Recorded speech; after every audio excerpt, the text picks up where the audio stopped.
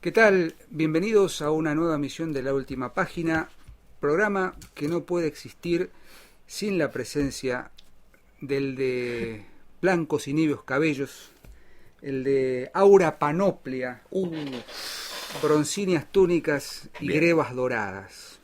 El señor Sebastián Porrel. Bueno, ¿Cómo le va, maestro? ¿Todo bien? Estamos, sí. Bueno. Estoy puliendo mis calificativos. Muy bien, épicos, muy bien. Me por gusta, ende, me gusta sí. esa idea del epíteto épico. Sí, bueno, Bien. el epícteto, como diría. Claro, claro. Aquí estamos nuevamente en una nueva emisión de La Última Página, muy contentos, como podrán darse cuenta, de estar Es verdad. grabando, ¿sí? Es verdad. Compartiendo con ustedes formas de leer. De a poquito vamos a ir mejorando este año la iluminación, está bastante complicada, pero ya estamos ahí haciendo uso de algunos fondos que tenemos en Patreon. Agradecemos, como dijimos en algún momento, van a empezar a aparecer las colaboraciones y ya más adelante vamos a darles información de cómo pueden voluntariamente colaborar con el canal si es que lo desean, ¿sí? Perfecto, No es obligatorio, muy nosotros bien. vamos a seguir filmando, no sé, iluminaremos con velas, Qué interesante. a la luz de las velas. Muy bien, muy bien. Hoy estamos contentos y entusiasmados, creo yo, porque es un tema que vamos a dialogar, que da para varios programas en realidad. Es por ahí un tema muy autorreferencial, porque vamos a hablar de literatura argentina, ¿sí? Y dentro de lo que es la literatura argentina, vamos a hablar de un periodo, de un momento que podríamos considerar fundacional. Claro. ¿sí? Y obviamente no vamos a abordar la totalidad de los textos que deberían ingresar, seguramente los vamos a mencionar, pero lo importante que queremos destacar en este programa es que no podemos pensar la literatura, en este caso argentina, sin entrar o sin, digamos, plantearnos una discusión necesaria, y que es la relación que se establece entre literatura y política, sobre todo. Ujú. Pero no la literatura y la política en el sentido panfletario O partidario o partidista, ¿no? Ujú. Sino justamente los alcances y las configuraciones de una forma de concebir la política, concebir el hecho político de una nación emergente como lo fue la Argentina a mediados del siglo XIX, y las proyecciones que esta visión de la política y de la realidad sociopolítica, los alcances que tiene en la labor literaria. Ujú. Y es inevitable, como bien dice en el título del video seguramente, es inevitable pensar esa relación íntimamente ligada entre literatura, política, fundación de una nación y fundación de una literatura, Exacto. sin hablar de Domingo Faustino Sarmiento. Y cuando hablamos de Domingo Faustino Sarmiento, tenemos que hacer inevitablemente, como decimos, la relación con distintas discusiones en boga que se dieron en ese periodo de mediados del siglo XIX. Y, por supuesto, vamos a hablar con Sebastián de la gran discusión entre Domingo Faustino Sarmiento y Juan Bautista Alberdi, que si bien no era un literato, como si lo era Sarmiento, podemos entrar en una suerte de hibridación genérica, Sí. ¿no? Es decir, si bien Alberdi era un gran pensador, un gran ensayista, un gran El gigante amapola Gigante Amapola, sí, surge, pero que es una obra de teatro, digamos. sí, pero una obra, Sí. digamos, no, Con finalidad no, política. pero en Sarmiento tenemos otra cosa, ¿no? En Sarmiento, si bien la lectura que se ha canonizado de Sarmiento está más asociada a su labor política partidaria, fue presidente, porque fue, digamos, funcionario. Ocupó todos los cargos. Y le podemos achacar todas las críticas que quieran. Acá abrimos el paréntesis. Sí, Sarmiento tuvo expresiones totalmente discutibles, su postura respecto del gauchaje, su postura respecto de los indios, su postura respecto del concepto de progreso de una nación. Por supuesto, inevitable es reconocer sus postulados sobre la educación, la renovación, la ampliación, la modificación de un sistema educativo que no existía en todo caso. Le debemos a Sarmiento muchísimo de lo que fue la educación pública, gratuita, obligatoria, etcétera. Pero no vamos a meternos en eso, ¿no? Porque eso es para ahí tema para debate. Vamos a hablar de Sarmiento y de Alberdi como escritores. Obviamente, en esa relación o en ese desarrollo vamos a tener que introducir algunos temas relacionados con la política del momento, pero vamos a ir al tema directamente. Diego, si me permitís, un breve excurso para el público que no es argentino. Sí, ¿no? Por eso hacía la aclaración. Claro, en relación con la historia, vamos a ser brevísimos, pero para que nos entendamos. Lo que hoy conocemos como Argentina, que era parte del Virreinato del Río de la Plata, se independiza de España en 1816. Y allí empieza una etapa de enorme turbulencia, que va a durar 37 años para ser exactos, entre dos bandos. Los unitarios, que eran los que defendían la idea fundamental de un gobierno centralizado, sin autonomías provinciales, muy porteñistas en algún sentido, con una tendencia muy positivista del progreso, ¿no? Una mirada muy librecambista y demás, y el otro bando, que era el bando federal, que justamente se apoyaba en los grandes caudillos del interior, ¿no? Fundamentalmente de cada provincia, que auspiciaba un país federal y que de alguna manera tenía una mirada, si se quiere, un poquito más nacionalista, podemos discutirlo, un poco más conservadora en algunos aspectos, en lo económico un cuidado, una protección de la industria, al menos esos eran los planes, ¿no? De la industria, perdón, del comercio nacional. Y esa producción regional. Claro. Lo que hoy podríamos llamar producción regional. Claro. Y esas dos tendencias se dirimieron en largas guerras civiles, ¿sí? Pero estos dos hombres, más cercanos a la tendencia unitaria en un momento, y después ya derrotada la tendencia unitaria, se acercan a una política de organización nacional, se oponen a una figura enorme de la historia argentina, que es el gobernador de la provincia de Buenos Aires, don Juan Manuel de Rosas, quien tiene una mirada, digamos, hay quien dice retrasó la organización nacional porque no dictó una constitución. Bueno, son discusiones que hay. Lo cierto es que es una personalidad innegable de la época, y estos jóvenes, porque eran muy jóvenes, se oponían a ese gobierno de Rosas, y también hay que decirlo, fueron censurados, perseguidos y exiliados. Se la llama así a la generación del 37, de 1837, la generación de los exiliados. Alberdi, Sarmiento, Echeverría, Rodríguez Peña, que hoy forman todas las calles de Buenos Aires, digamos, ¿no?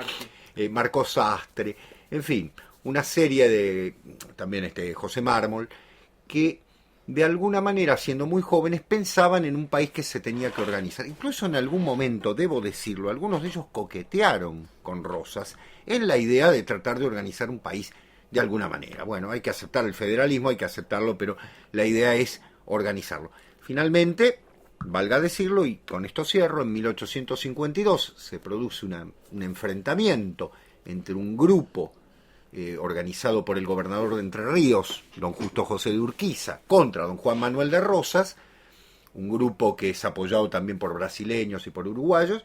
Vencen al ejército de Rosas en la batalla de Caseros. Rosas se exilia, se va a vivir a Inglaterra, donde va a morir 25 años después, y Urquiza lleva adelante algunos de los planes de estos hombres. Por eso se habla de la organización nacional, ¿sí? He tratado de ser objetivo. Por supuesto que existen historiadores pro-sarmientinos, pro-rosistas, ¿no es cierto? Eso es difícil de ser objetivo, entiéndame. Quise no poner, porque si muchos consultan a algunos historiadores argentinos van a ver que dice dictadura de Rosas, otros van a decir periodo rosista. Otros van a decir el gran restaurador. El gran restaurador, claro. Es decir, depende de la postura. Yo traté de ser lo más objetivo y simple. Tengo mi postura. Hay cosas buenas de ambos lados, hay cosas malas de ambos lados, muy graves. Y en algún sentido fue un baño de sangre la Argentina en esos años. Siguió siéndolo en otro sentido, ¿no? Porque después las políticas que se llevaron adelante por muchos de estos hombres también fueron polémicas, y justamente después vamos a hablar de la gran polémica, ¿no? En ese sentido. Pero más o menos para que nos ubiquemos, ¿sí? Sí, ese excurso que bien has desarrollado, Sebastián, nos va a servir después para llegar a ciertos corolarios, me parece. Totalmente. Porque, en definitiva, el gran tema que nos convoca hoy, yo dije literatura y política, pero vamos a hacer una ampliación y vamos a hablar de literatura e historia. Claro. Historia con mayúsculas, Sí, ¿no? sí. No como relato, sino la historia como Claro. aquello que acontece Claro, y aquello que los fundamenta hechos, claro. fácticamente Total. los hechos de la conformación de una nación, que lo más interesante, Sebastián, y acá ya nos metemos en tema, es que paralelamente a la conformación política o a la gran organización nacional, podemos discutir si empezó con la generación ya del 80, Claro. ¿no? El proceso de organización del Estado Nacional, la creación del ejército, la creación de... Bueno, en fin. Claro. Paralelamente, en los mismos años en los que muy bien desarrollabas esa serie de guerras civiles, porque eso fueron varias, en realidad, Sí. varias etapas, no hablamos de una guerra civil. No. Muy complejo de explicar en un programa de una hora, Claro. porque habría que revisar muchísimos factores, ¿no? Qué es el unitarismo, qué es el federalismo, pero básicamente, Sí. Sebastián, hiciste una síntesis muy clara. En esos mismos años de guerras civiles, y ya cercanos al final del gobierno de Rosas, se da un fenómeno muy interesante con personajes como Sarmiento, bien nombraste, Echeverría, por otro lado. Después podríamos discutir José Hernández, pero es posterior, Sí, claro, es un poco 1870 en adelante. Se da la fundación de una literatura nacional, o de una literatura que empieza a pensarse como complemento de la realidad política e histórica. Sí, muy ¿No? ligada. Tenemos tres textos Son hombres fundamentales. políticos, claro. Tres textos fundamentales. El matadero de Esteban Echeverría, que se escribe aproximadamente entre 1835, 1838, discúlpame, porque está muerta Encarnación Escurra. Tenés razón, la esposa de Rosa. 1838, pero que se publica mucho tiempo después. Exactamente. ¿no? Se considera Ya muerto Echeverría. porque, digamos, no lo publica. Claro. Dado que el matadero sí podría considerarse como el texto fundante, entre comillas, pero leído, publicado posteriormente. ¿no? Hay que hacer un raconto. Exactamente. Pero sí, el segundo texto es el Facundo. Sin duda. Civilización y barbarie en las Pampas Argentinas. Vida de Juan Vida de Facundo Juan Quiroga. Facundo Quiroga. Y por supuesto el Martín Fierro. Totalmente. Ya el Martín Fierro, expresamente con otro proyecto político, con otra historia, Sí, con otra detrás, dimensión. con otra dimensión y sobre todo con una toma ya de postura absolutamente literaria porque es un poema. Sí, Es el poema fundante. Totalmente. Ahí Sin después dejar la podemos política. discutir. Pero... Le vamos a dedicar un programa al Martín Fierro este año, pero no Uno o queremos dos. uno o dos porque no nos va a dar el tiempo, porque es necesario. Pero vamos en orden. Vamos a hablar del primer texto publicado en esta coyuntura de conformación del Estado Nacional y política e historia en el mismo momento, que es el Facundo. Facundo, que lo tengo acá en una hermosa edición, muy antigua. Diario La Nación. Diario La Nación. Esta edición es de 1909. Sí, señor. No me pregunten cómo la conseguí. Bien. No, la conseguí en la biblioteca de San Miguel, que habían descatalogado unos libros para Patricio. Claro. Facundo, 1845, que tiene varias ediciones, 1851, 1868 y la edición definitiva de 1874, habiendo pasado por distintos procesos de corrección, quitarle algunos capítulos. Pero vamos a hablar un poco del Facundo, ¿no? Que es un tema álgido, árido por otra parte. Sarmiento nace en 1811, ¿sí? Y por supuesto vive todos los años de las guerras civiles, todos los años, su formación ideológica, si es que existe el concepto de ideología, vamos a hablar de su formación, su cosmovisión, su formación política, siempre estuvo centrada en una mirada hacia potencias extranjeras, por supuesto. Sin lugar a dudas. Admirador de Estados Unidos. Convendría hacer aquí algún tipo de nota al pie y mencionar los fundamentos filosóficos, ¿sí? Epistemológicos de Sarmiento. Es inevitable pensar... Es un spenceriano. Sí. Hay algún tipo de influencia hegeliana. Está Tocqueville también como... Sí, gran admirador de Tocqueville. Como Tocqueville, ¿no? Se pronuncia. Como, digamos... ahí dando vueltas, ¿no? Está como flotando toda esa cosmovisión. Se dice que Sarmiento, junto con otros autores, en el caso de Alberdi también, son los que le dieron el fundamento al liberalismo argentino, ¿no? Al progresismo, cierta idea de orden y progreso, ¿no? Del siglo XIX, no el progresismo berreta que tenemos ahora. Acá ya nos ponemos objetivos. El otro era. Yo no soy tan objetivo como por él, porque soy más joven y más soberbio, ¿no? Ya me lo han dicho. Entonces... Facundo es es un texto inclasificable, en principio. ¿Sí? Estoy de acuerdo.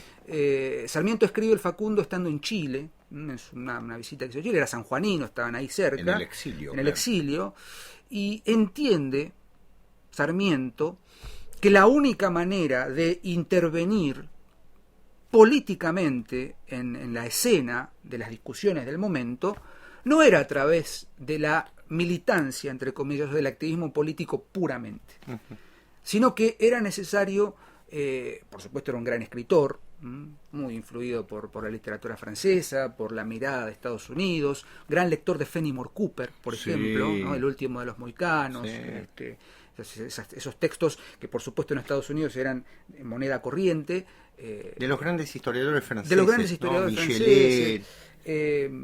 Guizot. Y nos encontramos con un Sarmiento que en el año 1845 decide publicar en modo de folletín este en el texto, Diario del Progreso. Diario del Progreso, que en realidad encuentra en el Facundo, mencionemos esto, pequeño paréntesis, cuando hablamos de Facundo estamos hablando de Juan Facundo Quiroga, muy bien, caudillo riojano, atentos con la palabra caudillo. ¿Sí? Caudillo es como el líder político, una suerte de, líder podríamos asociarlo con el caciquismo, una suerte de cacique, que dirigía las milicias, que dirigía las huestes provinciales, las montoneras, como se les llamaba aquí en Argentina, y que cada provincia, pensemos que Argentina no tiene una conformación política estable hasta 1853, que se sanciona la Constitución. Hablamos en todo caso de la Confederación. La Confederación, exactamente. Y hablamos de Buenos Aires, pero siempre estuvo marcada la política argentina desde sus inicios en la regionalización del país y por supuesto la disputa con el puerto de Buenos Aires. Claro. De ahí el concepto de unitarismo y federalismo. Bueno, exacto. Juan Facundo Quiroga fue un caudillo riojano, conocido como el Tigre de los Llanos, ¿no? Una suerte de imagen casi romántica y heroica del gran líder espiritual de una nación en crecimiento, ¿no?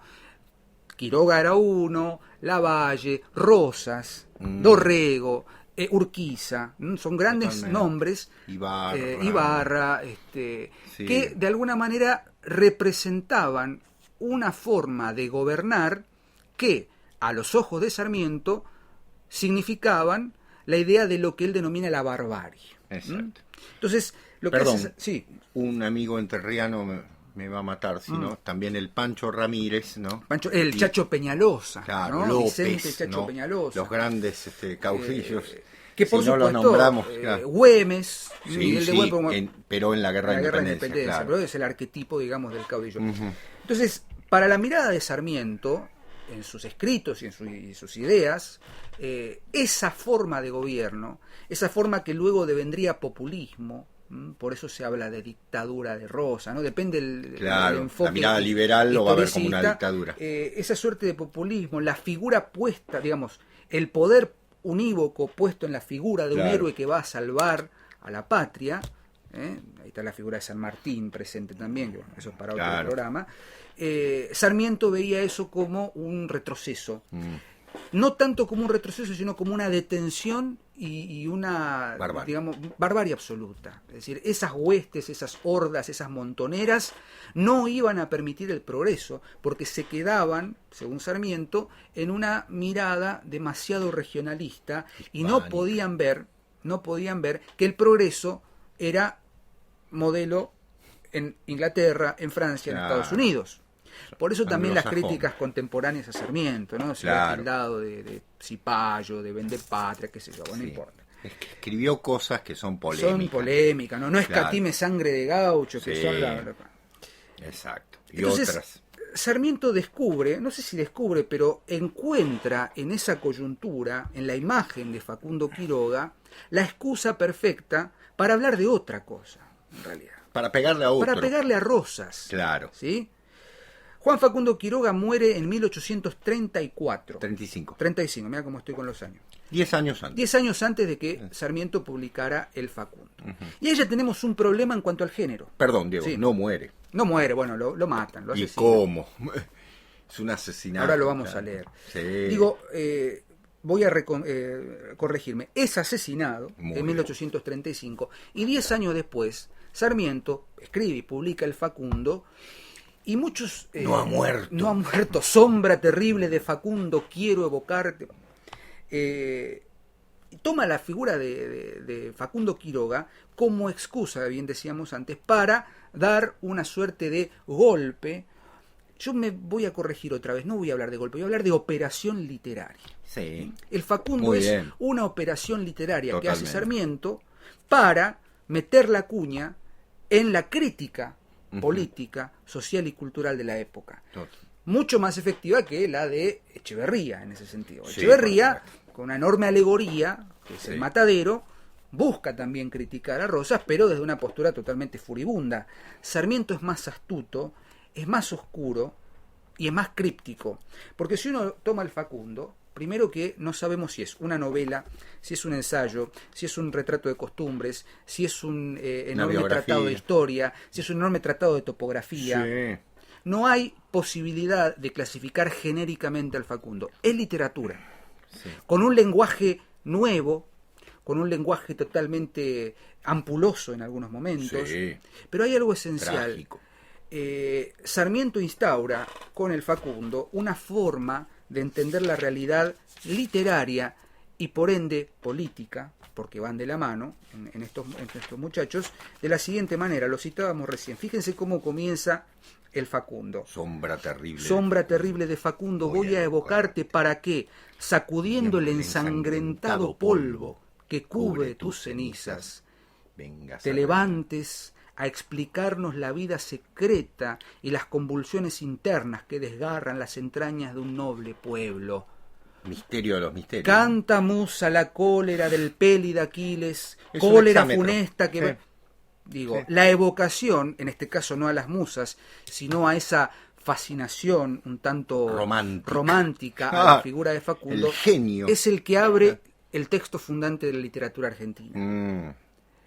No se puede pensar el Facundo como un texto histórico. No se puede pensar el Facundo como un ensayo. No se puede pensar el Facundo como una biografía. Exacto. No se puede pensar como un tratado de política. No se puede pensar como ninguna de esas cosas, pero es todas esas cosas juntas. Sí, señor. Es una operación literaria en la que Sarmiento busca, primero, criticar la figura de Rosas, segundo, construir ¿sí? un lenguaje, una forma, una diégesis, ¿sí? unas coordenadas para que se entienda que la única forma en ese momento de intervenir efectivamente en la realidad política de la Argentina en crecimiento era a través de algo distinto, era a través no solamente del manifiesto político, no solamente a través de los textos ensayísticos o de los panfletos o de los manifiestos X, sino a través del lenguaje literario. Si hay algo que tiene el Facundo es literatura por todos lados. No ha muerto, vive aún, él vendrá. Cierto, Facundo no ha muerto. Está vivo en las tradiciones populares, en la política y revoluciones argentinas, en Rosas, su heredero, su complemento. Su alma ha pasado a este otro molde más acabado, más perfecto, y lo que en él era instinto, iniciación, tendencia, convirtióse en Rosas, en sistema, efecto y fin. Díganme si esa prosa cabe como ensayo solamente. Totalmente. ¿No?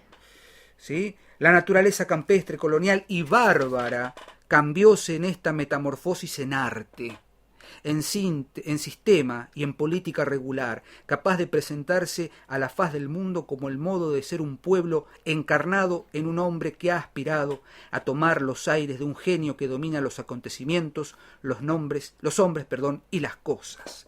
Facundo, provinciano, bárbaro, valiente, audaz, fue reemplazado por Rosas, hijo de la culta Buenos Aires, sin serlo él, por Rosa, falso, bueno, ahí todo un alegato. Claro. La traslación. Claro. La excusa es Facundo, la meta es Rosas. Pero fíjense lo que dice, porque uno podría pecar de simplista y decir, bueno, pero Sarmiento tenía cierta repulsión hacia el caudillismo. Esa construcción que hace de Facundo es terror, quizás, es repulsión, pero es admiración. Claro. Es enorme. Es valiente. Es valiente. Diego. Todo lo que estaba bien en Facundo termina tergiversándose en Rosas. Claro, que es el complemento, ¿no? Y fíjate, hay una cita. Abrí el libro. Sí. Perdón, ¿eh? La cita en francés. Exactamente. Je voudrais à l'historien l'amour de... Bien. Je demande à l'historien l'amour de l'humanité ou de la liberté. Dice, lo toma del curso de literatura Ya está. de Villemain. Yo pido al historiador el amor de la humanidad o de la libertad. Su justicia imparcial no debe ser impasible. Debe, al contrario, someter, esperar, sufrir bajo el relato de aquello que está contando, bajo la heroicidad, la alegría de aquello que está contando. Bueno, esa cita explica todo ese Sarmiento. Pues Sarmiento era muy inteligente en ese sentido. Es decir, la historia para Sarmiento no puede ser contada asépticamente. Tiene que ser contada pasionalmente. Es un romántico en ese sentido. Claro, la figura de Facundo, de Juan Facundo Quiroga, es una figura absolutamente atractiva para Sarmiento. Es valiente, no cabe duda. Es un hombre de enorme prestancia. Gobierna 11 provincias de la Argentina de manera directa e indirecta sin ocupar cargo alguno. ¿Cuántos políticos lo admirarían hoy en día, no? Es decir, hace sin ser, ¿no es cierto? Ya está. Los que están allí son títeres. Títeres, bien. Que están representando una obra escrita por Facundo. Sarmiento, que es un hombre que se da cuenta perfectamente de esto, justamente no ataca a Rosas, no porque Rosas sea un títere, no lo es, de ninguna manera. Rosas fue un hombre de enorme poder. Pero para atacarlo tiene que poner ¿a quién? A alguien de su nivel. Y ese es Quiroga. Y en ese sentido, como bien decía Diego, muy bien Diego lo que dijiste, no es un libro de historia, no es tampoco un manual, no es tampoco algo que deba ser leído, debe ser leído como literatura. Es más, el mismo Sarmiento en algún momento escribió que ese librito, así se refería, ¿no?, a su propia obra, ese librito, el yogurte argentino, bueno, dijo cosas increíbles, ¿no? Esa novelita, en verdad la escribió, escuchen bien, la escribió en 20 días, porque la tenía que entregar al diario. Y lo que a mí me admira, no es que yo comparta las ideas de Sarmiento, sino que lo que me admira es la posibilidad de este hombre de hacer semejante obra en 20 días. Es decir, la genialidad de Sarmiento me lo imagino con ese tintero que usaba sobre todo. El rostro adusto. Claro, escribiendo a toda velocidad, con toda la pasión, sin haber corregido, creando palabras nuevas. Sí. Gauchear, ¿sí? Vandalaje. Son palabras que no existen, que están en el Facundo. Pero ahí está, Sebastián, esto de, digo, la literatura nacional no es sola, lo dice Borges muy bien, y después vamos a hablar de Borges si nos da el tiempo y si nos da los pantalones. La literatura no puede ser meramente autorreferencial. Si bien Sarmiento crea palabras asociadas con una coyuntura, digo, el proyecto sarmientino, el proyecto literario sarmientino, es justamente establecer un lenguaje nuevo. Sí. Un lenguaje que se centra en una figura mítica, porque es mítico Facundo, ha muerto hace 10 años. Exacto. Y fíjense el uso del pretérito perfecto compuesto. No ha muerto. No ha muerto. Claro. La diferencia entre el pretérito perfecto simple, murió, y el pretérito perfecto compuesto, no ha muerto, que en inglés es el present perfect, el presente perfecto, es la idea de que un hecho ocurrido en el pasado todavía tiene reminiscencias en el presente. Sí. Decir que no ha muerto quiere decir que todavía hay, digamos, resabios, todavía hay un tufillo presente, están las brasas calientes, y al fuego de esas brasas voy a construir esta literatura y voy a forjar una forma nueva de literatura. Para la edición de 1868, Sarmiento le escribe a Vélez Sarsfield y le dice, el padre del Código Civil en Argentina, que el Facundo era mentira, le dice, literalmente, pero que esa mentira era más valiosa que la verdad. Ya está. Mentir a la verdad, es decir, mentir correctamente la verdad. La literatura es eso, la literatura no es verdad, es una forma de conocer la verdad a través de la ficción, pero es más verdadera, es más potente, y eso Sarmiento lo entendía muy bien, lo entendía sin haber leído una palabra ni de teoría literaria. No existía. Habrá leído toda la literatura clásica que por supuesto. Seguro. Pero no hay una postura así, bueno, yo ahora voy a escribir un texto fundacional. No, Sarmiento creo que ni siquiera sabía lo que estaba haciendo. Exacto. Pero ese impulso inconsciente, no quiero decir inconsciente, pero ese impulso,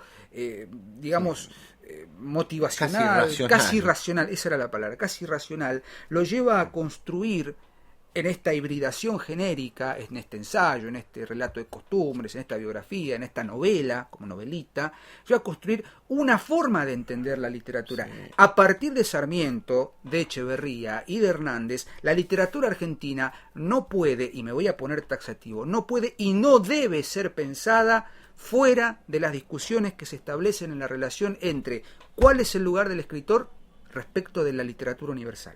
Lo dijo Borges en El escritor argentino y la tradición. Uh-huh. La única tradición válida es la literatura universal, porque somos partes, todos los escritores escriben capítulos de un mismo libro. Sarmiento entendió eso, pero también entendió que es inevitable hacer circular en esa fundación la fundación misma de la nación. Totalmente, exacto. De hecho, Diego, vos fijate que el libro se estructura de una manera muy particular. Se los digo a quienes no lo han leído o que están en otros países y nos ven. El libro tiene una estructura muy extraña, porque uno pensaría, vida de Juan Facundo Quiroga, bueno, es una biografía. No. Tiene una introducción, que es lo que leyó Diego, eso es la introducción. Yo se las recomiendo. Hace un análisis de España, de lo que es España, en Europa, dice la rezagada de Europa, porque claro, para el pensamiento liberal, progresista del siglo XIX, España era la Edad Media, ¿sí? O sea, el progreso era Inglaterra, Francia, la Alemania que estaba surgiendo. Después vienen 4 capítulos, por lo recordadas, Diego, en el que él hace toda una caracterización geográfica y sociológica, que les recomiendo el capítulo 2, sobre el gaucho. Y uno ve ahí en Sarmiento una mirada, ojo con esto, admirada del gaucho, pero léanlo con detenimiento. Él está hablando que hay 2 gauchos positivos y 2 gauchos negativos. Los 4 gauchos. Los 2 positivos son los que van a servir al progreso. El vaqueano y el rastreador. Ni el cantor ni el gaucho malo, que son la base de la épica, digamos, de la épica que toma Hernández, ¿no? Cuando veamos el Martín Fierro es una respuesta. Sí, era lo que iba a decir, muy bien, Diego. Es una respuesta al Facundo, pero claro, la supera. Por supuesto. Ya es un poema, ya que sea un poema, ya está. Le está respondiendo en otro sentido. Un poema, sí, ya pensado en esas coordenadas, diagramado con un plan concreto, a diferencia del Facundo, ¿sí? Porque el Martín Fierro tiene una estructura determinada, sí, claro, y tiene una toma de intención, y ya por supuesto ha pasado por debajo del puente el Facundo. Claro, el Facundo mismo, claro. ¿No? Es presidente Sarmiento cuando José Hernández escribe el Martín Fierro, la primera parte, que es... Vos fijate que esos capítulos que mencionaban pueden dividirse en 3 grandes partes, que de hecho es la estructura canónica del Facundo. La primera parte, el paisaje, que equivaldría a la mirada del mundo.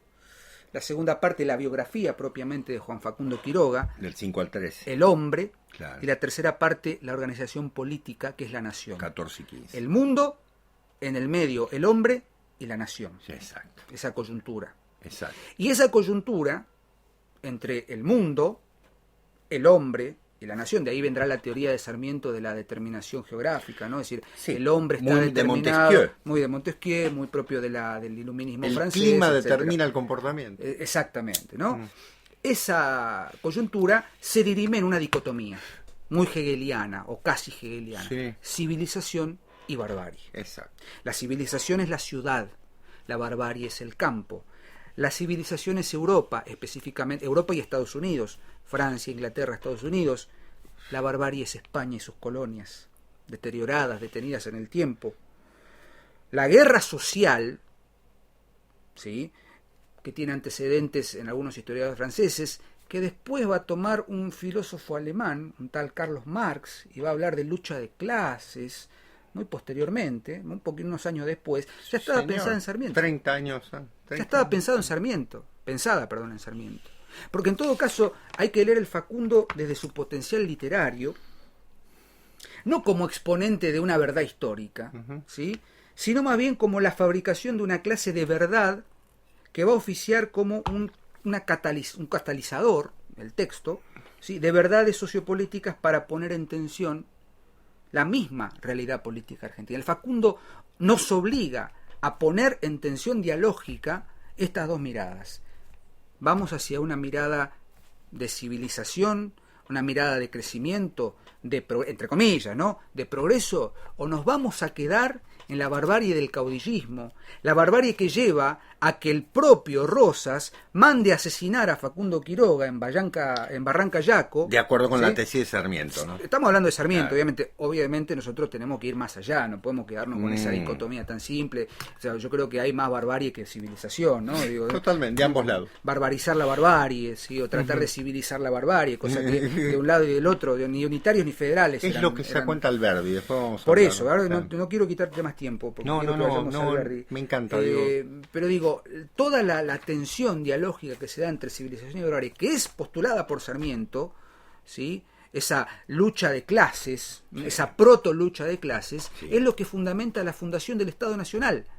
Buenos Aires va a seguir siendo ese bastión sostenido por el unitarismo, que va a ser luego dirimido en la batalla de Pavón, en la batalla de ¿cómo se llama?, de Cepeda, y Pavón, ¿sí?, claro. Y sigue siendo el problema. ¿Cuál es el horizonte? ¿Cuál es el faro a seguir? En un momento Sarmiento propone cambiar la capital, qué sé yo qué, pero toda la política argentina y toda la construcción histórica de la nación argentina tiene como batiburrillo de fondo esa dicotomía entre civilización y barbarie, reconfigurada, replanteada. Después de Rosas vendrá en 1900, 100 años después, casi 100 años después, vendrá un nuevo caudillo en Argentina que nuevamente va a poner, intencionalmente o no, va a poner sobre la mesa estas discusiones. Ya no será civilización la ciudad, barbarie el campo. Civilización será el terrateniente, civilización será el empresario, la barbarie será el obrero. Claro. ¿No? Juan Domingo Perón, y hay que decirlo con nombre y apellido, viene a significar una reconfiguración, y esto lo digo yo y me hago cargo, reconfiguración del caudillismo. San Martín, Rosas y Perón. ¿Sí? Habría que pensar cuál sería el Facundo de la época. Mira, Diego, ya que estamos, no importa si nos pasamos un poquito, pero vale la pena. Vuelvo a nuestros oyentes no argentinos. Sí, perdón, uno es autorreferencia. Hago un pequeño paréntesis, perdón, Sebastián. Sí. Esto que Sarmiento escribe también sucede en toda Hispanoamérica. Y se puede ver también en textos literarios como Doña Bárbara de Rómulo Gallegos, Las lanzas coloradas de Ulla Pietri, se puede ver en Los sertones de Euclides de Acuña, muy claramente. Posteriormente se podrá ver en la literatura de dictadores, el señor presidente de Asturias, en la guerra del Chivo de Vargas Llosa, el recurso del método de Carpentier, el arquetipo ¿sí?, de la figura del caudillo, del cacique y de sus consecuencias va a ser moneda corriente. Me parece que Sarmiento, perdón, era... No, está muy bien, exactamente. Yo lo que quería aclararles es que a nuestros oyentes que por ahí no saben tanto de historia argentina y tienen todo el derecho del mundo de no saberla, porque no somos ni siquiera, bueno, tenemos 200 y pico años de historia, ¿no? Claro, o sea, alguien alguna vez nos escribió, son porteños. No, por favor, a ver, hemos nacido aquí. Y mucho más, bueno. Yo no, pero bueno. Yo sí. Yo soy porteño encima. Yo quiero decir... Este es un perro unitario, por ritmo. Bueno, claro. y de alguna manera lo asumo, y les voy a decir por qué. Pasa lo siguiente: la ciudad de Buenos Aires, para los que vengan alguna vez que no son de aquí, para los que vengan a Buenos Aires, a la ciudad de Buenos Aires, van a sentir seguro, una profunda admiración por la ciudad, porque la ciudad de Buenos Aires tiene muchos atractivos, valga decirlo. Pero esos atractivos también encierran, en muchos casos, un conflicto muy viejo, que sigue viviendo. De hecho, hoy lo vivimos. No quiero ser contingente, pero lo seguimos viviendo. Que es una ciudad que se pensó como una especie de París o Londres, perdón, pero bueno, se pensó así. Incluso el diagrama de la ciudad de Buenos Aires, en cierto modo, se parece a París. Se hizo a propósito. Y que de alguna manera tuvo en cuenta un sueño de esta gente, equivocado, ya lo sé, sí, por supuesto. Criticable desde todo punto de vista, pero que fue habitado por descendientes de extranjeros. A ver si me entiendo. A ver si me explico, perdón, cuál es el término. Y la verdad es que todos los que nacimos en la ciudad de Buenos Aires somos descendientes de inmigrantes. Entonces, de alguna manera tenemos una nostalgia, no melancolía, nostalgia, de cierta mirada europea. Tírenme con todo lo que quieran, porque lo acepto, sí, es verdad. Una mirada española, que está en la Avenida de Mayo, una mirada francesa, que está en cierto barrio norte, en la calle Guido, en la Avenida Quintana, una mirada inglesa, que está en ciertos palacios. En la mayoría de las estaciones viejas del tren San Martín. De nuestros ferrocarriles. Y fundamentalmente una herencia italiana enorme en el Buenos Aires que se amplía. En esas casas chorizo, que son los conventillos, el ideal del italiano en ese momento. Ustedes fíjense que no estoy hablando, de nada que es de alguna manera aborigen, no, claro.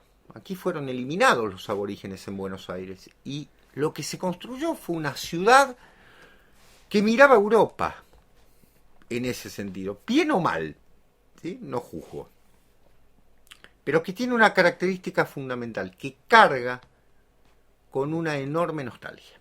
Por eso nuestra música es el tango, pero no porque sea nostalgiosa, machista o eunuco. No sé si se dice eunuca, ¿no? Bueno, vamos a decirle. Sino porque es nostalgiosa. Nostos significa el retorno a la patria, el dolor del retorno al lugar de donde somos, al lar originario, ¿no? Y bueno, si somos todos exiliados, hay un sueño de retorno. Al locus amoenus, ya que estamos hablando de tópicos líricos. Pero digo, ese es el problema, que cuando viajamos al interior, los que somos de Buenos Aires, encontramos un interior más hispano, más ligado a lo criollo, más profundamente, digamos así, tradicional. Pero también encontramos una enorme diferencia.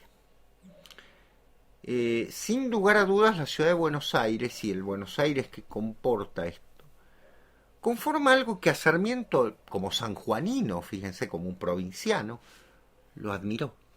De los dos hombres que vamos a hablar hoy, los dos son provincianos, porque Juan Bautista Alvear era tucumano también.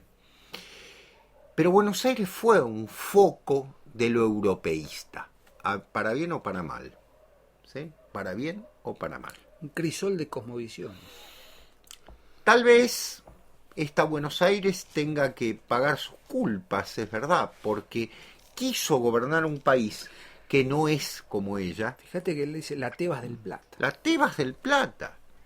Es decir, Buenos Aires es muy incomprensible. Esto lo digo en este sentido. Y Sarmiento entra en esa locura de la civilización a la barbarie. Digo locura porque no hay ni civilización absoluta de un lado ni barbarie de la otra. Pongámonos en el lugar que nos pongamos, ¿sí?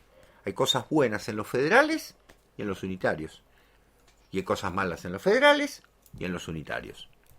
De hecho, a mí me cuesta pensar que un criminal como el que mata a Facundo, ¿no?, que es enviado, Santos Pérez y demás, los hermanos Reina los Fe. hermanos Reina Fe, que gobiernan la provincia de Córdoba, cuando lean el libro lo van a ver, son seres civilizados, y que es un ser bárbaro don Manuel Dorrego, un hombre que había estado en el mundo, que había recorrido, que venía con una idea de federalismo muy particular, sin lugar a dudas. Y el mismo Sarmiento, con ciertas frases, no parece muy civilizado. Pero bueno, corto acá, Diego. Sí. No mucho más para decir. Eso está sintetizado, valga decirlo, en el capítulo dedicado a Barranca Yaco. Barranca Yaco era una costa. Claro. Quiroga es mandado por Rosas a una misión política, pero obviamente es una conspiración para asesinarlo.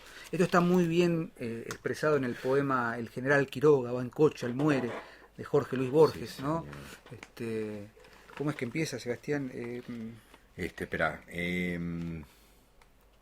Ay, por Dios. No, bueno, seguí, me voy a acordar. Zumba, no, ese es el poema conjetural. Bueno, no importa, esto es sacado así, sin red. El maдрejón desnudo, ya sin una sed de agua. Como la estaca pampa, bien clavada en la paz, ya muerto, ya de pie, ya fantasma. Ya como vos, claro. Llega, y fíjense cómo lo narra Sarmiento, lo narra en presente, han pasado 10 años. Llega el día por fin y la galera se pone en camino. Acompáñale, además del postillón que va en el tiro, el niño aquel, 2 correos que se han reunido por casualidad y el negro que va a caballo. Llega al punto fatal y 2 descargas traspasan la galera por ambos lados, pero sin herir a nadie. Los soldados se echan sobre ella con los sables desnudos y en un momento inutilizan los caballos y descuartizan al postillón, correos y asistente. Quiroga entonces asoma la cabeza y hace por el momento vacilar a aquella turba.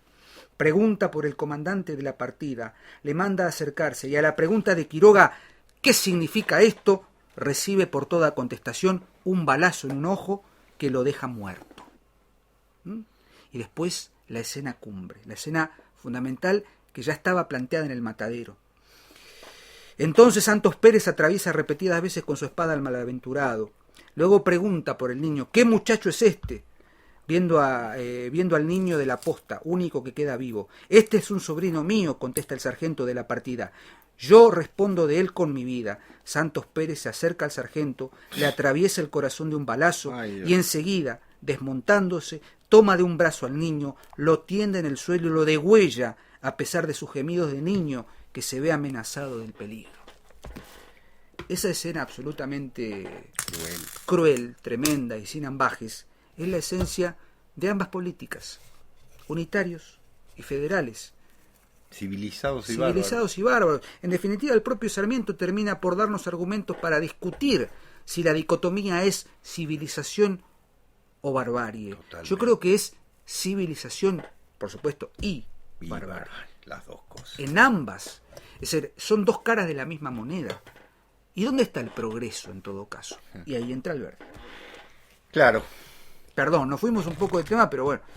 No, es que Juan Bautista Alberdi, absoluto contemporáneo de Sarmiento, nació un año antes que Sarmiento y murió 3 años antes que Sarmiento. Es posiblemente el primer gran filósofo argentino, filósofo político, entiéndame, ¿no es cierto? No es que se dedicó a la metafísica, para nada, era un liberal, digamos, en muchos sentidos. Pero, valga decirlo, un pensador con una mirada muy notable. Sarmiento lo llegó a odiar de manera notable. Y yo quiero referirme específicamente a una obra de Alberdi. Tengo prácticamente toda la obra de Alberdi. La última, ustedes saben que las últimas, sus escritos póstumos, se lo digo a quienes no lo saben, tuvo resquemores para publicarlos, y sus descendientes sus sobrinos, cuando tenía hijos. Al publicarse la obra completa, dudaban de hacerlo. ¿Por qué? Porque, bueno, Alberdi es muy crítico de los resultados. Puede parecer, en última instancia, que está aceptando ciertas cosas de sus adversarios. O sea, ya un hombre curado de espanto, ¿no? Diríamos. Como diciendo, este país se construye sobre la base de un abrazo, no de matar al otro. Muy interesante. Hay dos libros de Alberdi que son fundamentales, que son Las Bases, que constituyen la base para la Constitución Nacional. La Constitución Nacional, gracias, digo, que es su proyecto, digamos así, más pragmático, no voy a hablar de eso, sino de su gran discusión con Sarmiento.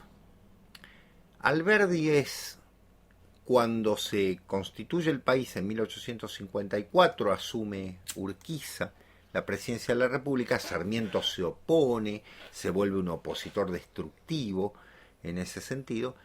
Alberdi ve que hay una constitución, que hay un proyecto de llevar adelante un proyecto de país, y colabora como embajador. Y ahí viene, bueno, el gran palo. ¿Qué ocurre? Que Alberdi y Sarmiento se enfrentan en una discusión que yo les recomiendo leer, que la pueden conseguir en un solo libro hoy en día, editado por Leviatán, de la editorial argentina, que se llama La Gran Polémica Nacional. Me gustó el título. Lucila Pagliai, una investigadora argentina, reúne los dos grandes libros en este sentido de estos dos grandes hombres, que son Las Cartas Quillotanas de Alberdi y Las 101 de Sarmiento. ¿Qué encontramos aquí? Bueno, encontramos una discusión sobre cómo organizar el país. Y yo cerraría, yo pondría el moño. Porque que haya dos personas que discutan cómo organizar el país, me parece, en el sentido más contingente y en el sentido más modernista del término. Yo soy descreído de las ideologías, y ya lo he dicho 1000 veces, creo en cosmovisiones, pero bueno, si me pongo en la dimensión de lo ideológico, digo, al fin hay dos proyectos, discutámoslos. ¿Qué ocurre? Sarmiento, que está en la oposición más férrea, ve en Alberdi un colaborador, un colaboracionista, diríamos en algún sentido. Y Alberdi ve en Sarmiento un destructor. Pero hay una discusión clave. Por supuesto que hay miserias personales. Para los que les gustan las miserias personales, diviértanse. Sarmiento en un momento le dice a Alberdi que es una especie de cobarde que ha huido de Montevideo cuando Montevideo estaba sitiado en 1847, y que todos lo recuerdan por eso, y que se la da de abogado. Ahí viene el término, se la da de abogado, es verdad, era un jurisconsulto que ha revalidado sus títulos en Chile y demás. Claro, porque Sarmiento no tiene título. No, entonces, eso también es. Eso es una marca. Ahora, evidentemente, tampoco Borges tenía título. Pero la paradoja es, el gran creador de la escuela argentina, de la educación argentina, merece un capítulo aparte, sí, no tenía título. No tenía título. Claro, no era maestro, no era. Él se hizo maestro, se autoeducó, y de hecho lo hizo de manera genial. Alberdi es un hombre de libros, es un hombre de leyes, sí, claro. De letras. Sabe mucho. Es un hombre de letras. Es un hombre de letras que ha leído a los grandes pensadores del derecho. El fragmento preliminar al estudio del derecho de Alberdi, que lo escribe a los 22 años, es admirable. Es admirable, yo les recomiendo leerlo. Es un libro que puede compararse al Capital de Marx perfectamente, no porque tenga esa mirada, ¿me explico? Sino porque en ese momento Alberdi sustenta cierto derecho sobre la base de un capitalismo muy particular. Ahora, este libro, estos dos libros, estas cartas, ¿no?, que son publicadas en la prensa, tienen un tema particular, y a mí me gusta ese tema. ¿Qué hacemos con la educación? ¿Qué hacemos, Diego, con la educación? Yo tengo una postura tomada. Hay dos posturas acá. Sarmiento, que quiere educar a rajatabla bajo un sistema de educación sistemática, perdón por la insistencia en el término, escolarizado, y Alberdi, que piensa en la industria. Entonces dice, yo no adhiero a ninguno de los dos, digamos, es bastante complejo, pero entiendo la época, eso es lo que quiero que me entiendan. Alberdi sueña con un país en los que los ferrocarriles corran, en los que haya industria. Dice, después vendrá lo demás. Sarmiento dice, para construir eso primero tiene que haber educación escolarizada, entiéndanme. Y eso es un debate que la Argentina no resolvió nunca. Y que llevó a un tipo como Alberdi, lo digo así directamente, a discutir con un Sarmiento que tenía fundamentos en educación. Y que obviamente lo que dice Sarmiento está muy sostenido. Pero no se olviden que Alberdi escribió sus ensayos económicos, que no se leen nunca, y que tienen una actualidad increíble. En la Argentina habría que hacerlo libro obligatorio, ¿no?, de leer en todos lados. Porque Alberdi está pensando en un país que primero tiene que industrializarse para construir un país. Y Sarmiento está pensando en un país que tiene que ser una escuela, ¿no?, para después llevar adelante esas ideas. Ya lo dije, ¿no es cierto? Lo repito porque hay dos modelos. Y yo me atrevo a decir que la Argentina siguió más el modelo sarmientino, ¿sí?, que dimos una educación muy notable, en cierto modo. Hasta los 90. Pero que debo reconocer que también fue una educación desde el punto de vista académico. Y que algo se dejó de lado. El pragmatismo de Alberdi. Claro. Alberdi, por otra parte, escribe un libro a favor de la monarquía. Yo lo tengo. La monarquía como corresponde.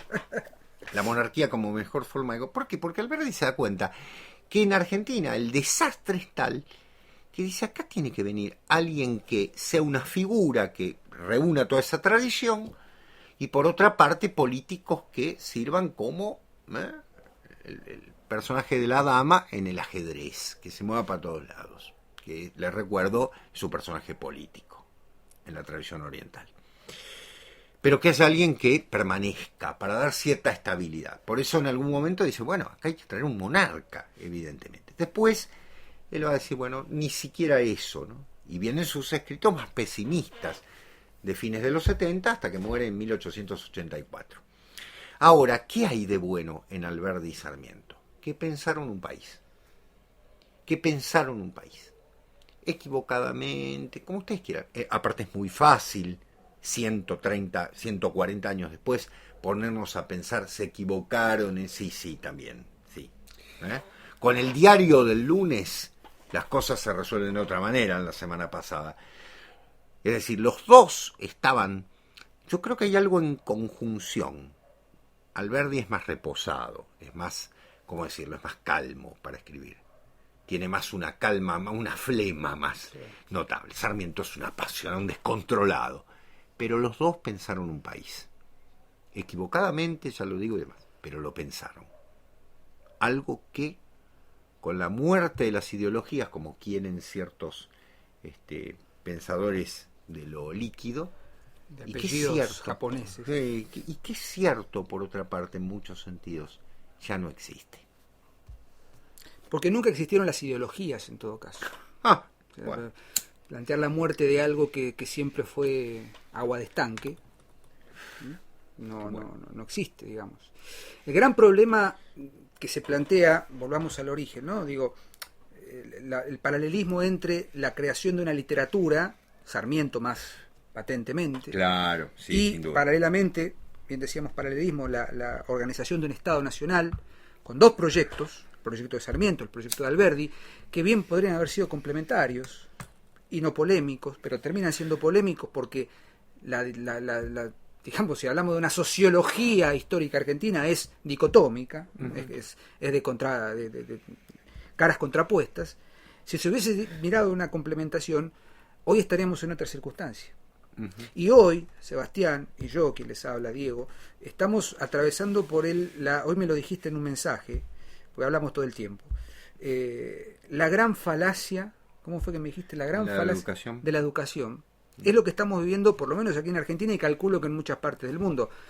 Si la pandemia del 2020, la gran peste del siglo XXI, el COVID-19, como dice Camus, ¿no? Lo peor no es lo que deja la peste, sino las almas que se desnudan. Ha desnudado y ha desmontado que la educación en Argentina ha fracasado, es un fracaso absoluto.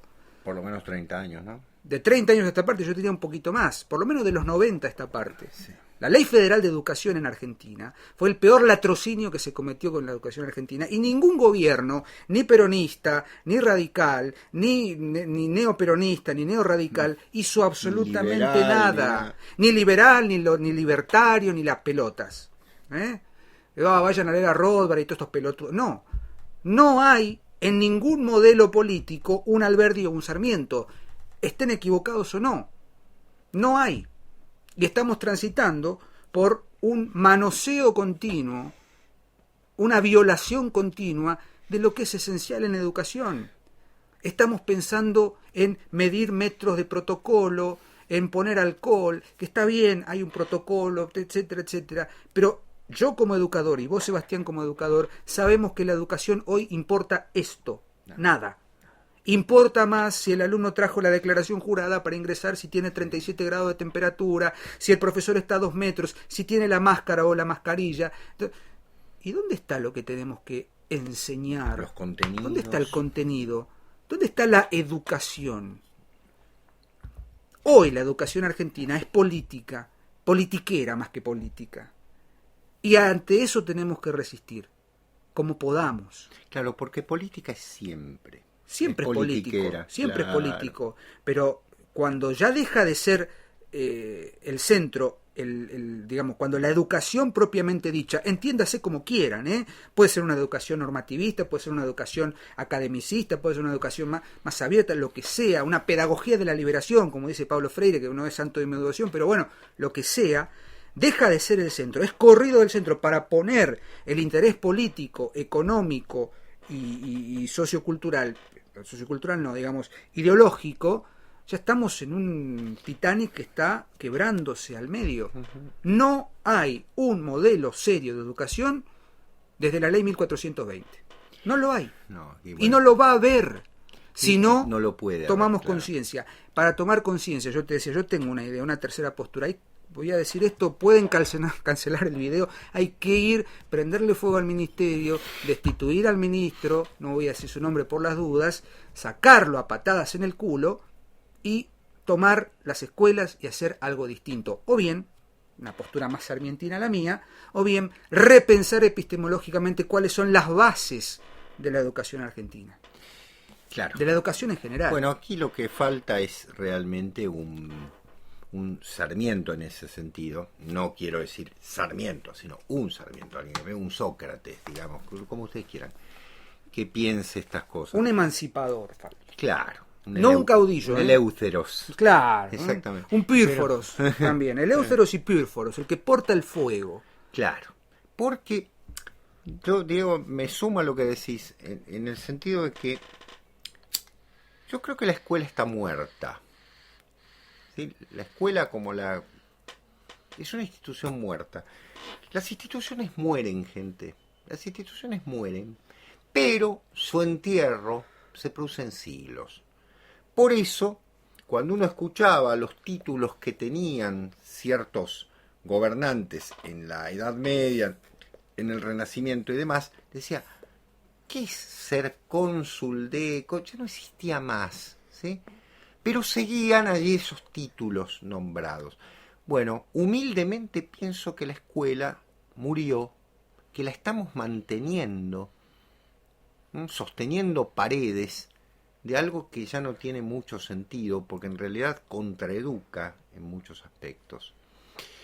Claro, esto me llevaría a un debate con pedagogos que seguramente saben muchísimo más que yo. No saben un carajo. Vengan de a uno, licenciados en ciencia de la educación, vengan de a uno. No, dije pedagogos, no. Claro. Bueno, lo que sea.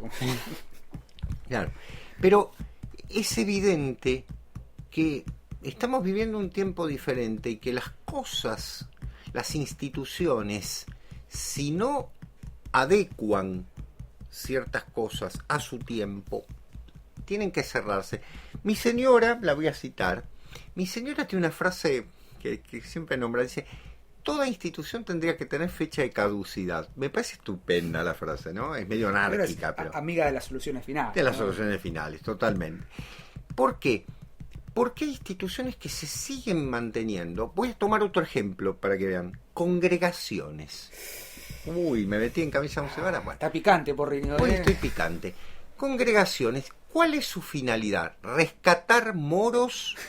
Claro, rescatar cristianos de mano de los moros. A ver, por favor. Claro, basta. ¿Sí? Entonces tiene que haber un genio que diga: señores, cerremos la puerta, que la gloria pasada quede, y habrá que hacer otra cosa. Se van renovando, y claro que sí. ¿Por qué? Porque acá viene un tema que nos interesa: la tradición. La tradición, si no, es conservadurismo. Si yo mantengo una cosa así, ¿no?, lo único que hago es conservar el elemento exterior. Y la tradición se amolda para seguir viviendo, ¿sí? Cuando Ángel dice: en el cine está el lenguaje tradicional, nos está diciendo en la cara: no pasó por A, por B, pasó por el cine. Cuando decimos en la literatura pasó en un tiempo, ¿sí?, es porque se adecuó al arte. Tal vez esté en otros ámbitos, y eso es lo que lo mantiene viva. Si yo quiero conservarlo en un determinado ámbito, lo único que hago es un conservadurismo de cuarta, que no sirve para nada, que tiene que morir inevitablemente. Esa es la diferencia entre alguien que siente una fuerza en la tradición, una fuerza en aquello que es la herencia que hemos recibido desde el punto de vista de lo metafísico, en contraposición a miradas conservadoras. Y bueno, hay instituciones que se tienen que morir.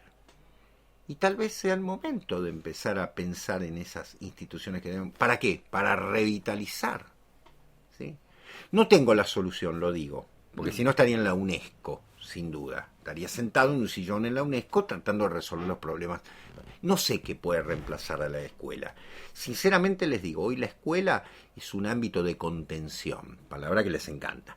Es decir, de poner un grupo de chicos como borregos, ¿sí?, para que repitan ciertas cosas en ámbitos que son desagradables, muy desagradables. Yo mando a mis hijos a la escuela porque es obligatorio en Argentina, pero realmente es insano. Son ámbitos insanos, son feos, suelen estar llenos de rejas, son espantosos. Parece que las rejas están puestas no para que entren, sino para que no se escapen. Claro, porque es un espanto. Son generalmente... La Universidad de Buenos Aires tiene una sede que fue una fábrica y que sigue el formato de la fábrica. Y en esa universidad, gente, enseñan personas que dicen que el modelo Foucaultiano, no sé cómo llamarlo, panóptico, del panóptico no debe aplicarse. Y están en un ámbito fábrica de panóptico, de fábrica, ¿no? Qué ridículo que es todo. Claro, pero bueno. No quiero decir que fueron maravillosos, pero sí pensaron una época, estaban en una época. Y no solamente lo pensaron, sino que lo pusieron en discurso, que eso es lo importante. No es que lo pensaron y lo debatieron con un duelo a pistolas en el amanecer o con espada. Que me hubiese encantado. Le mando una satisfacción, ¿viste? Sí, totalmente. Lo pensaron y a primera sangre. A primera sangre, ¿no? Primera sangre. Lo pensaron y lo hicieron circular en la palabra. Sí, sí. Domingo Faustino Sarmiento, Juan Bautista Alberdi, la gran polémica nacional, la fundación de una literatura paralelamente a la fundación de una nación, los fundamentos epistemológicos de un proyecto de nación, hay que releerlos, hay que revitalizarlos, hay que sacudirse, como dice el querido Ítalo Calvino, ese polvillo espantoso de las lecturas críticas. Son válidas, son discutibles, pero hay que repensarlos, hay que releerlos, ¿sí?, con críticas, con aspectos positivos. Con los lentes de la crítica, con los lentes de la crítica. La crítica tiene que abrir, no tiene que cerrar, no tiene que cristalizar, tiene que abrir los ojos. A la Calazo, ¿no? Vamos a inventar un término, ¿no? Allegro ma non troppo a la Calazo. A la Calazo, exactamente. Estamos muy felices en este año 2021, en esta cuarta edición de La Última Página. Hoy hablamos más de una hora, vamos a tratar de mantener un ritmo, paciencia Gracias por estar ahí, Sebastián, como siempre, un placer. Gracias, nosotros nos vemos el jueves en una edición de Con el hilo de Ariadna y el próximo lunes en un nuevo capítulo de La Última Página, y como siempre decimos, a seguir leyendo. A seguir leyendo. Gracias por estar ahí, nos vemos. Adiós, gracias.